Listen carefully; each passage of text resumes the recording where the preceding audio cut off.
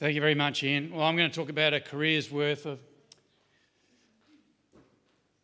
Nothing smacks more of defining someone as an old fart than asking them to talk about something as a career's worth of something. Thanks, Ian. It was a podcast I did with Mark Ferguson on Head Shepherd, if anyone wants to hear it. It was the first one in the series last year. So you're right, you took the title from that. I have been thinking about the trait for quite a long time. I don't have all the answers. I've got Steve worked closely with a guy in New Zealand called John McEwen, and one of his quotes that I've often used after working with him a bit is that among scientists there are lumpers and splitters. You heard John say that before? Oh, okay. I'm very conscious that I tend to be a lumper, and in some of what I'm going to say about feed efficiency, I could be over-lumping, which means that I think I'm confidently going to say things about what I think are the general principles. Specifically, there could be some variation that I'm glossing over, and I'm really, really conscious of that, and I want that to be raised in question time afterwards. I started off my PhD, and it's 30 years since I have been in my current job, so just over 30 years ago was when I was working on this stuff. And I'm a bit of a nerd, and I was given a big data set in sheep, a sheep crossbreeding data set, and I was asked to just, this data's been collected, the person that collected it's retired, can you make something of it? Here you are, you've got the data set, you've got 3 or 4 years, away you go. It was literally word for word what my supervisor said at the start of my PhD. We try to actually give students more guidance than that these days. But I started thinking about growth curves, and if you think about heterosis effects on growth, does heterosis increase the growth of the animal at every age so that they're much bigger when they're adults, or does it actually increase the rate of maturity so that they actually grow faster when they're young but end up at the same point? That was the sort of question that I had. Now, the nerd bit is that I've done a little bit of curve fitting, and fitting in what's called an asymptotic curve, that is what you see there. Fitting curves to these things, you can actually have a form of the curve that literally has 2 parameters in it. One defines the asymptote, the final level that it gets to, and the other one defines the rate at which it gets from the starting point, which in this case is birth weight, to that final point. You didn't expect to hear about growth curves straight after lunch, did you? Or maths or something like that. Well, that's the worst possible thing I could talk about. But I told you I was a nerd. So anyway, I tested out what was the heterosis effect in these sheep populations, averaged across, it was a 3x3 diallele, and averaged across the different crosses compared to the purebreds. And the effect was that there was a 10% increase in the asymptote. So the crossbreds there in the dotted line, the purebreds in the solid line, so that the crossbreds were heavier at every age, and they ended up 10% bigger. And the difference in the parameter of the curve that describes the rate of maturity, or the rate of attaining that mature weight, there was no heterosis in that. So I thought, well, that's interesting. I wonder if that holds for cattle as well as for sheep. And that's when I went and got the cattle data that actually I had referred to before. So this is the cattle data that I got, and these are literally the curves that were fit in that trial. And I found exactly the same thing, that the heterosis effect was not increasing the rate of maturity, but was increasing the mature weight parameter, which means that the crossbreds were heavier at all ages. It doesn't mean that they were maturing later or something, it just means they were heavier at all ages. And then, because they were run on the 3 different pasture qualities, like I talked about before, on low pasture quality, there was a very small heterosis effect. That's the difference between the blue dotted and solid line. In the medium one, there was much more. And I think from memory from this morning's talk, it was 21% on high quality pasture between those really diverse crosses, Brahman and Hereford, being quite different, so you get big heterosis effect. So that's that biggest red arrow represents the heterosis effect in the Brahman Hereford on that high quality pasture. That then led me to think that this can't be actually improving efficiency as such, but is increasing appetite, like I talked about before. And I'm going to drill down and hopefully help you understand what I actually mean by efficiency. And that term gets used lots of times, and Steve talked about different definitions of efficiency, and hopefully will help in what I'm talking about, some of this. The other thing that we know, and we've already stated some of this as well, and that is that if animals grow faster, so think about a feedlot test, if animals grow faster, they will be more efficient. And you could measure that as a feed conversion ratio, and that's what I've done here. And this is saying, well, how much energy is it required? So feed conversion, what's the cost of gain in terms of energy? If they're gaining at a kilogram a day, then it's going to be costing you something for, I've compared two size of steers here, a 350 to a 450 kilo steer. It's going to be costing you something like close to 60 megajoules per kilogram of gain if you've got a steer. And you see the difference between those lines is not that big. So the size of the steers, whether they're 350 or 450, a smaller one gaining at a rapid rate has a lower maintenance, so is actually is more efficient, but the difference is not that great. It's actually the growth rate is having a bigger effect. And so ones that grow faster are going to be more efficient. That's cost of gain that drives feedlot profitability, and that's why if we only used a feedlot measure of efficiency, we would be driving for animals that grow rapidly in feedlots. The ones that do that tend to be the really, really high growth animals that are also really lean, because the cost of depositing lean tissue is less than the cost of depositing fat tissue. Now, just while we're thinking about lean and fat, interestingly, the cost of maintaining lean tissue is actually higher than the cost of maintaining fat tissue. The fat doesn't really turn over very much, whereas protein, muscle, turns over at quite a rapid rate. And so the cost of maintaining muscle is higher than the cost of maintaining fat. But the cost of depositing it, just think about this for a moment. Does it make sense that fat contains more energy than protein? I'm getting a nod from Ian, but I need more nods to be encouraging. Okay, thank you. Fat contains more energy than protein. So sure, it's not surprising then that it costs more energy to lay down a kilogram of fat than what it does to lay down a kilogram of protein. So those with the highest gain in the feedlot will be those that are the largest, leanest types, which is great for feedlot returns, lower cost of gain. However, they are sons of animals that are out in the real world, grazing feed that varies throughout the year, and if you're selecting for feedlot gain or feedlot feed conversion, you'll end up with huge cows that cost too much to maintain condition and will be in trouble trying to get them back in calf. All the things that we've been touching on today. So we need different measures of efficiency.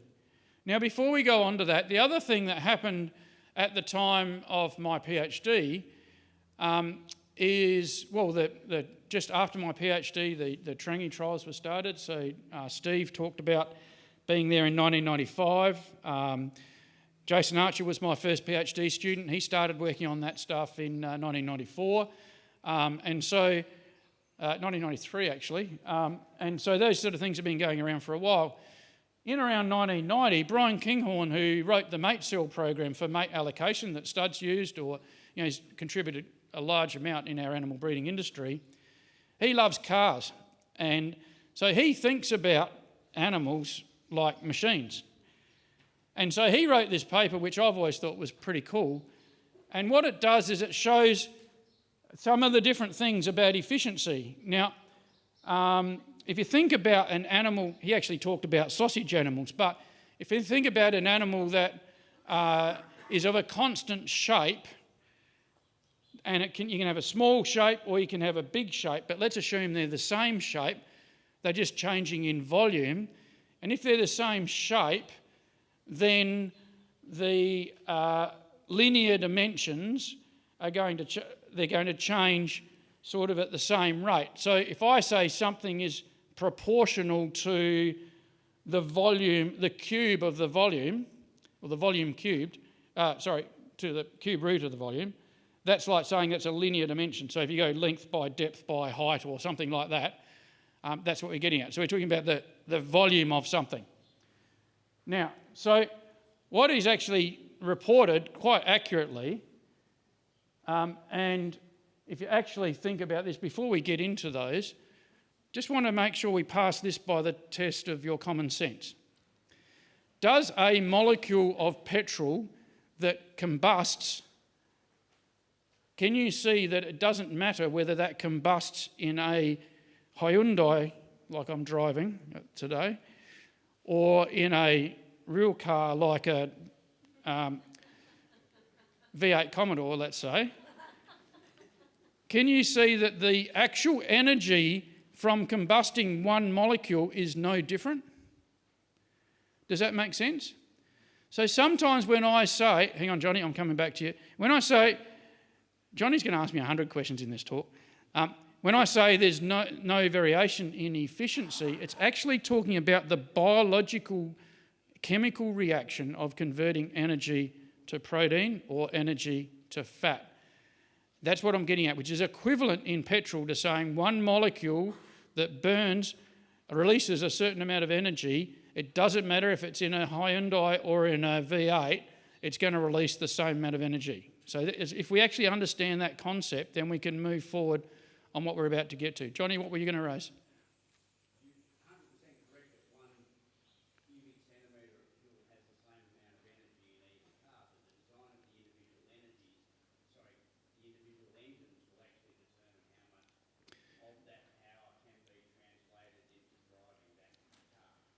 Correct.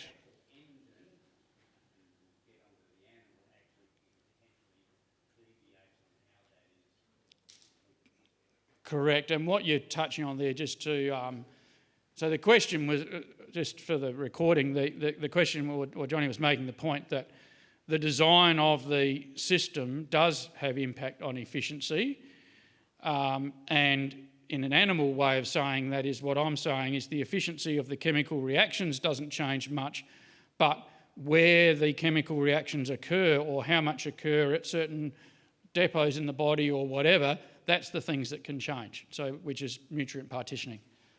Now, so if you actually go through, combustion pressure actually doesn't change between different size vehicles or different size engines. Piston speed doesn't change. So proportional to the weight or the size to the zero means that it's actually constant. The revs per minute, a bigger engine has less revs per minute, but one that's 10 times the size, let's say one that's 8 times the size, so I can actually do the sums properly, an engine that's 8 times the size will not have revs that are 8 times per minute less, it'll have revs per minute that's 2 times less. 2 times 2 times 2 being 8, so 8 to the power of 1/3 is 2. So that's where I got to that. The bore of the engine is proportional to the weights to the 2/3. So that would be proportional, if we're actually using that 2, 4, 8 type scenario, that would be proportional to that 4 level. The stroke is proportional to the 2 level. Now, if you sort of think, where am I going here? Just think of something really, really simple. Cow, roughly, is 10 times the size of a sheep, roughly. It doesn't live 10 times as long, though, does it? But cow lifetime is generally less than sheep lifetime. More than sheep's lifetime. And the difference is about double. So it actually matches these principles, roughly. And then fuel consumption. Is that lumpy? That's lumpy, yeah. I don't know, do you know many 15-year-old or 20-year-old sheep?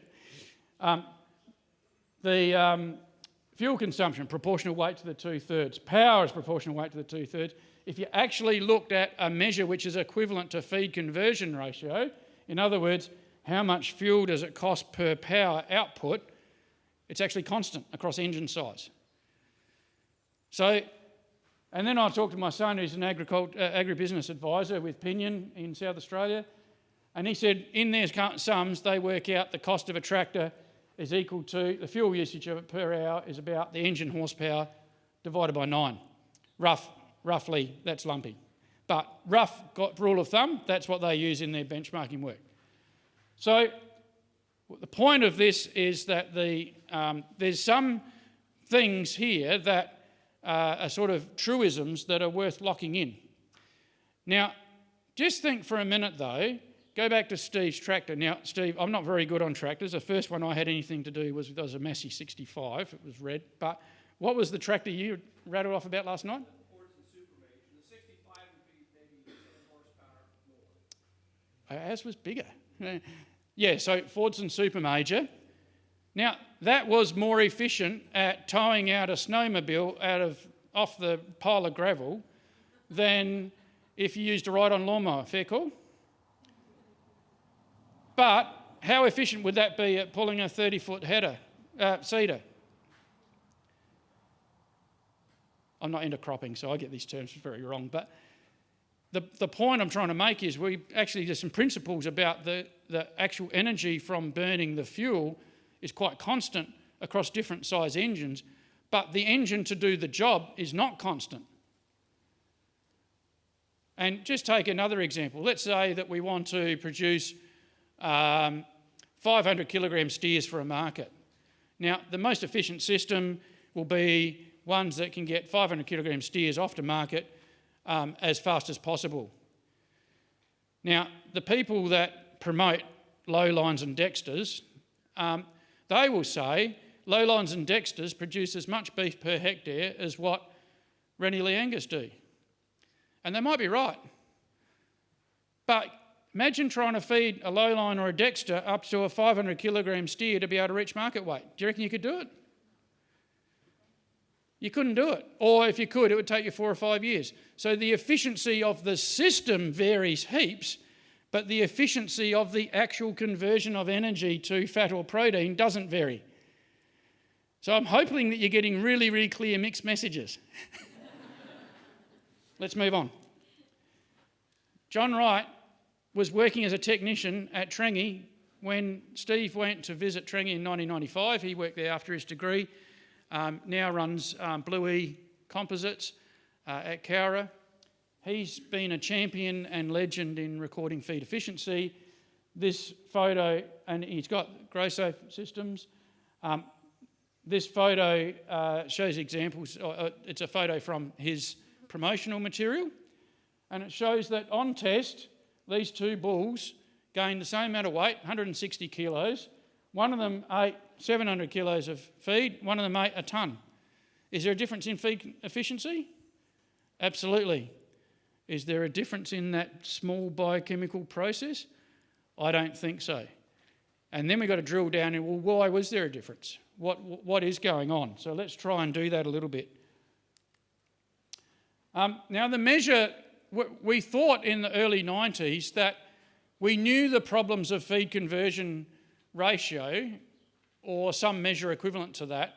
We knew that if we selected for feedlot efficiency, we would end up with really, really big cows that we couldn't get back and calf. We knew that would be a problem. So we thought a much better measure would be to use residual feed intake. And you've heard that mentioned already. It is a much better measure.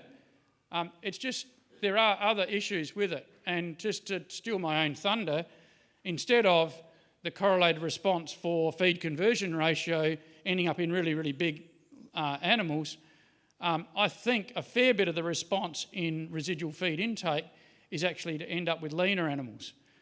And so we've just got to be very, very careful that it is part of a balanced selection index and not single trait selection.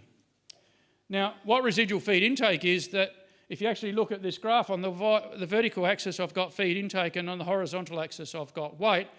And the not that surprising thing is that this is sheep, bigger sheep eat more. That's what that red line shows, that on average the bigger ones ate more. We're all comfortable with that. But there's variation in the mob. And we've got two green lines there. We've got a green line going down and there's an animal there that ate less than you would expect based on how heavy it was. And then we've got one that's higher and there's one that's eating more than you would expect based on how heavy it was. And this is exactly akin to the graph that would have been shown in 1995 at that field day that you referred to. This genuinely is the same principle. This happened to be a trial that we did with a student, and he had Merino and Damara sheep, and so two different breeds, and the Damaras are in a different colour there, and you know, the Damaras on this particular graph are further out to the right. They ate a bit more and grew a bit faster. That's not the point that I want to get to. We looked at these animals and we got variation in residual feed intake, but we ran them on two different diets. We actually ran them on a high quality and a low quality diet. And this actually then got me thinking down a completely different way of thinking, which took me a while. I was a bit slow, but eventually I realised it was the same thinking that I had in my PhD, which was around heterosis, which said, actually heterosis is not changing biological efficiency, it's increasing appetite. And that's what I actually think is happening with residual feed intake as well. So one of the things that we did, and this is part of, I had 3 PhD students in a row that I managed to talk into working with mice, and we were genuinely working with the group at Trangie. Peter Parnell was there at that time, and he co-supervised some of these PhDs. And we said, well, how about, you know, cattle are going to take a long time to get some results. How about we do exactly the same trial in mice as what you're doing at Trangie in cattle and see what happens. So we did that, and we actually selected mice for high or low residual feed intake, and it worked. We had them at the same weight. They ate 28% more. They had the ones that were more efficient had 28% less fat. They had the same protein synthesis, which gets down to that, what I was saying about the, you know, one molecule of petrol. They had the same level of activity. Now, PhD students and staff, they're not that good at working at night. They tend to work better during the day. And we did all these trials during the day. And then eventually we actually took the animals up to Armidale and did some work with Rob Hurd and Hutton Oddie, and put them on these activity monitors 24 hours. And lo and behold, mice are actually nocturnal animals. And we actually found that the ones that were less efficient, so the ones that would have been above the curve, they ate more than you had expected based on their growth, they were 84% more active at night. So we could straight away, we'd been struggling to work out what's going on with these, and we straight away could work out, well, the energy cost of running around like crazy at night is significant, and then sure enough, that actually showed up in the results. That proves in many ways that the mouse was not a good model for cattle. It was a good model in that the heritabilities were similar, but it didn't turn out to be a good model. The point of it is, though, that there was variation and we were able to do the work.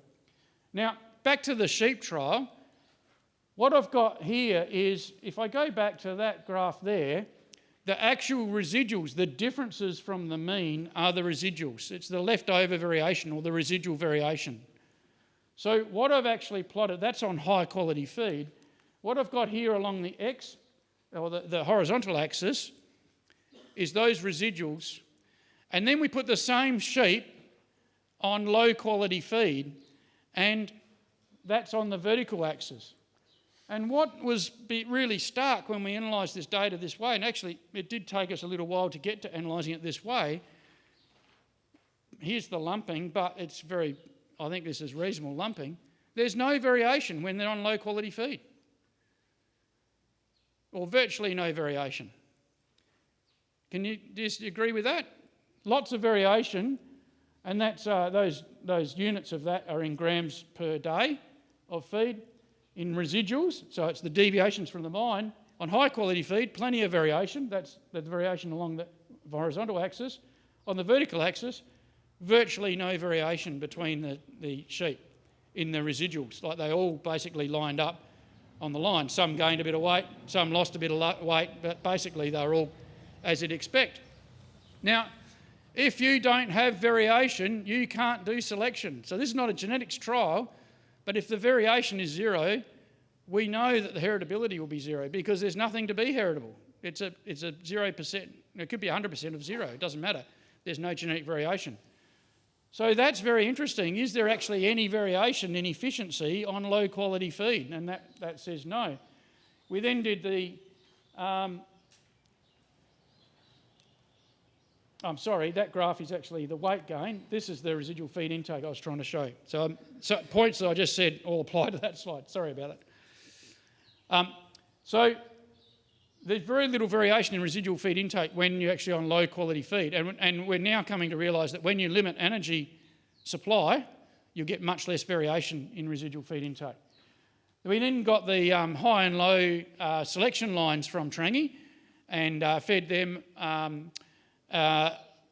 almost ad lib and at maintenance, and that's the weight gains there. So when they were on the horizontal axis is almost ad lib, not quite, and the vertical axis was close to maintenance. And when they were close to maintenance, there was less variation in growth, and they didn't grow as much. And then there was much more variation in growth when they were fed a lot more feed. But then if you look at the residual feed intake, exactly the same result.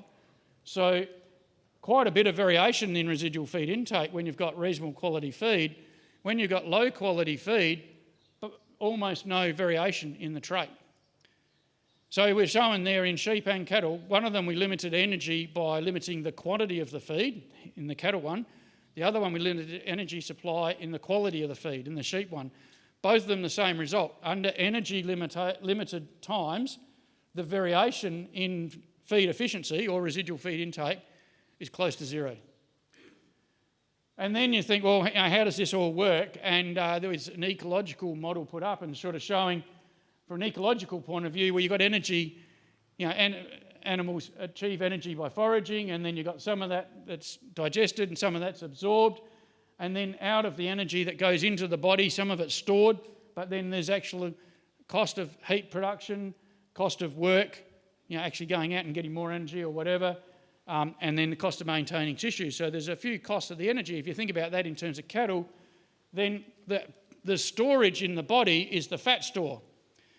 And so what could be explaining the different variation that we actually see? And we think that, well, there's not that much variation in digestibility, and then the variation in growth and lactation and maintenance requirements, we effectively can measure those fairly easily.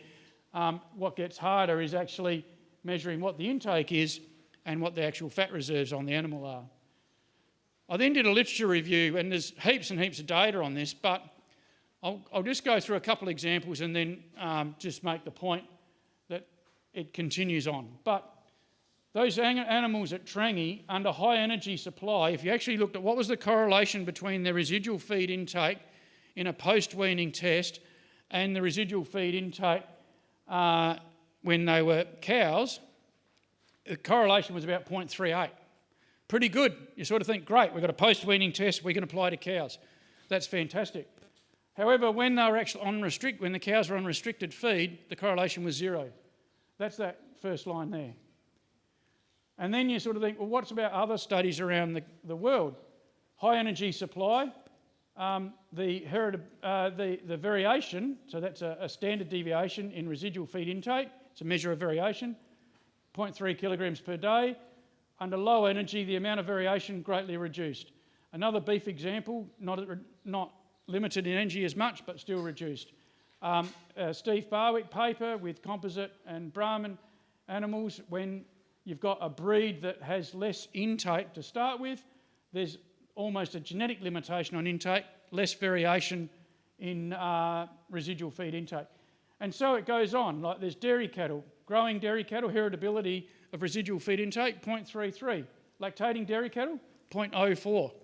So whether energy is limited by lactation, whether energy intake is limited by their own appetite, whether energy intake is limited by feed quality, whether energy is limited by feed quantity, in all cases there was a trend, and even to go across species, and there's even, I don't know whether it's on this one or not, but even an aquaculture reference that showed that there was very little variation in efficiency of the system under limited energy supply. Now, when is feed most expensive? In autumn. When's energy limited? In autumn. That's telling us that there's actually very little variation in our herds between cows during the times when actually the supplementary feed cost is greatest. So how can this be? Well, there's minimum variation in fat-free metabolic rate per unit per weight, which is like saying the same things I was saying about the petrol at the start. There's limited variation in digestibility. This is definitely where I'm over lumping. There is some variation in digestibility in that eat the same amount of feed, some animals will extract slightly more energy out of that feed than other animals. I know that's real, but in terms of explaining the bulk of the variation in residual feed intake, it's small. There's little variation in the partial efficiency of growth or lactation, which is what I was saying about those simple biochemical process of taking energy and converting it to muscle, or taking energy and converting it to milk. There's not that much variation in that. So much of the variation in residual feed intake is actually associated with fatness or the size of the barrel. That's the conclusion that we've actually come to. So then you think about, well, what about resilience? How does this impact on our breeding herds? So the capacity to recover from difficulty is a definition of resilience or toughness. And the ability of a substance or object to spring back into shape is the elasticity. But that's just think about that. So physiological resistance or psychological resistance is the ability to mentally or emotionally cope with a crisis or to return to pre-crisis status quickly. In livestock, that means the ability to remain productive across an annual production cycle and across locations. Animals bred in God's country and being out in tougher country. So what does fat do? It does a lot of things. And we now understand that fat is a lot more than just an energy store. It's actually really important for immune function, and it's really important for lots and lots of things. So for those of us that are really good on the tooth, just understanding that fat is actually doing a whole lot of good for us is a really good thing. There might be some negatives, but let's not dwell on them. One of the things from the beef CRC work, and we had 4 different selection lines, high and low fat or high and low net feed intake. And basically they showed exactly the same things. The net feed intake or residual feed intake ones basically perform like the high and low fat lines. This is their fatness in condition score going through the annual production cycle. And the dotted lines are on high nutrition, the solid lines are on low nutrition. And it didn't, the nutrition was not planned to be a low or high nutrition all the time. It was relative to the other. The high nutrition was planned to be same as low nutrition plus 20%. And sure enough, they go through these annual production cycles. Now, this is averages across groups, but even individual animals actually don't vary all that much. Basically, you've got parallel lines. So if you've got parallel lines going through the annual production cycle, then those that are the genetically leanest will actually be the ones that trigger supplementary feeding. And in fact, in these systems, we had rules about supplementary feeding. And the rule was that if any animal dropped below a condition score of 2, like this was on a government research station, so we couldn't push the animals like some commercial people do. I actually think probably that's okay with that low treatment. Like condition score 2, you don't really want animals below condition score 2, because if one drops below 2, then the rest of the mob is heading in the same direction probably.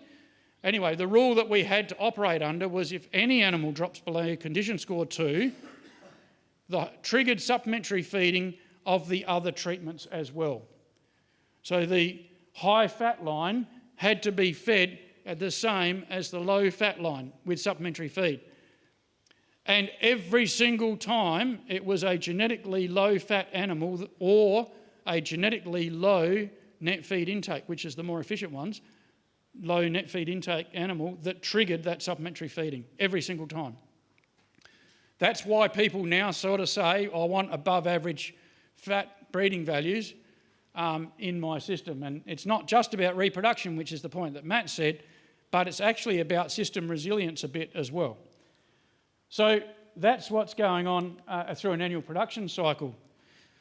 If that's what's going on, and if residual feed intake is really focused on reducing appetite, I've actually then done a complete shift in logic.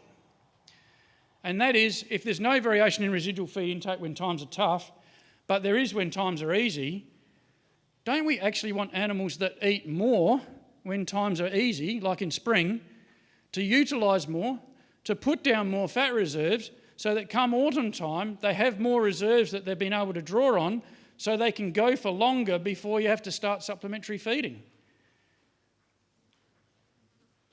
I'll say that again because it takes you a little bit. No, you getting it? So, complete mind shift. I thought feed cost is our biggest cost, therefore we need animals that eat less. No.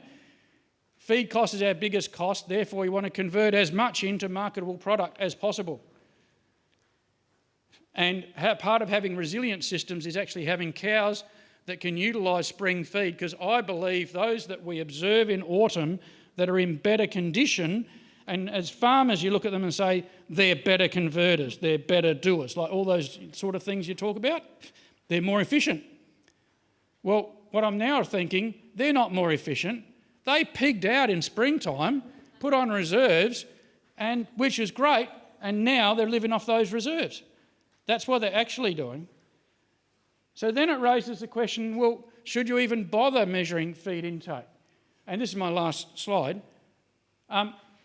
Feed intake is associated with growth. Bigger animals eat more. Now, Hutton Oddie did heaps and heaps of work on high and low growth merino selection lines from Trengi.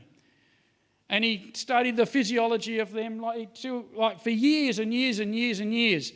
And the conclusion from a lifetime's work of his was that big lambs suck. Why are they bigger? They drank more while they were on mum. It was a weaning weight selection experiment, so it was actually selected on weaning weight. They grew more because they ate more. They were more efficient if you were trying to grow a lamb to a marketable weight. They were more efficient.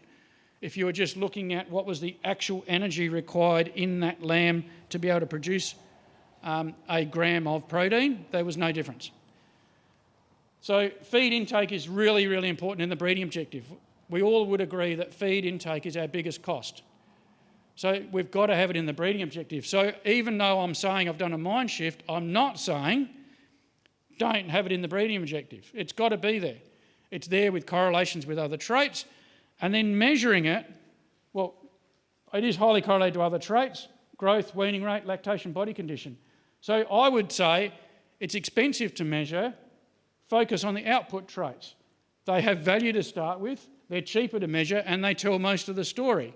Don't bother measuring feed intake. And I've said there, maybe higher appetite is better. But I want to give you a couple of examples where I'm not completely right, where I'm over lumping.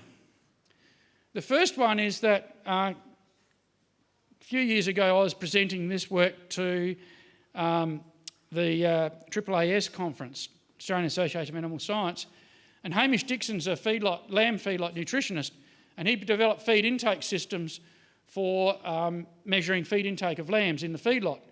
And they were actually monitoring the feed conversion of a mob of lambs and individuals, but really make decisions at the mob level. And when their feed conversion, when their cost of gain got too high, they would send them off to market. And in that scenario, and he actually said to me, no, measuring the intake is actually worth it. And I'm like, oh yeah. You sort of think we've got these things, we've got growth, fat, feed intake, and sort of all of the correlations between those. The reality is in that system, it is cheaper to measure intake than to measure fat. So it doesn't mean that efficiency is different. It means that by measuring intake in those feedlot lambs, he could actually get a handle of when they were switching to too much on their fattening phase. That's inefficient. I can't afford to have high quality grain going into producing fat that's just going to get cut off at the abattoir. Make sure we'll then actually sell them on once their feed conversion started getting poorer. And then the other question, you think about cattle, and that is we can measure some fat depots reasonably well, like subcutaneous fat. We can scan for it. You can sort of see it in body condition, but not completely. But we don't really have any handle on internal fat reserves.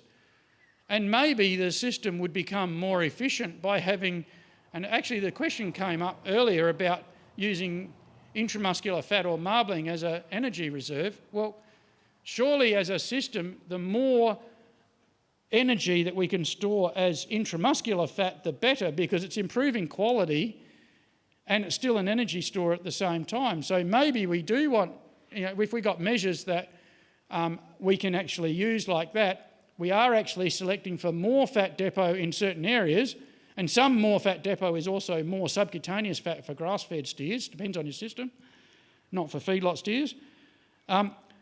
Maybe you do want more in those areas, but maybe the most efficient ones that are made in that market are those that have more in those areas but actually have less internal fat. And then we need to think about, well, making sure our cows do actually maintain body condition in our annual production systems. So what's the simplest way we can do that from a genetics point of view?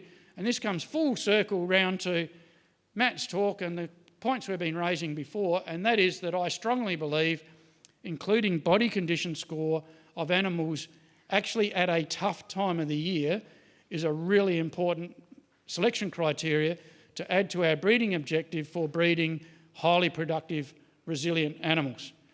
Thanks for going on a career's worth of journey with me. Hopefully you've remained awake after lunch. Thanks.